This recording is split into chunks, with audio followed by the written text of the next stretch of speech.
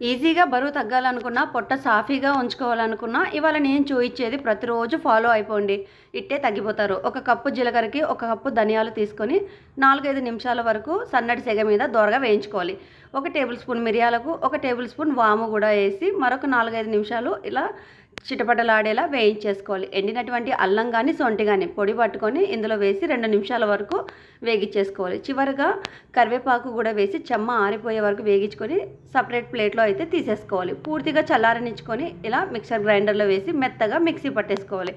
పట్టుకున్నటువంటి పౌడర్ని మరొకసారి జల్లెడలో వేసి ఇలా మెత్తగా జల్లించేసుకోవాలి. మనం జల్లించుకున్నటువంటి పిండిని ఒక ఎయిర్ టైట్ డబ్బాలో కానీ సీసాలో కానీ వేసి స్టోర్ చేసేసుకోవాలి. ఈ పౌడర్ని ప్రతిరోజు ఒక గ్లాస్ మజ్జిగలో కలుపుకొని రోజులో 2 సార్లు తీసుకున్నామంటే కడుపు ఉబ్బరము, గ్యాస్ ఇవన్నీ కొట్టేస్తుందన్నమాట. మన ఆరోగ్యము చాలా సాఫీగా ఉంటుంది.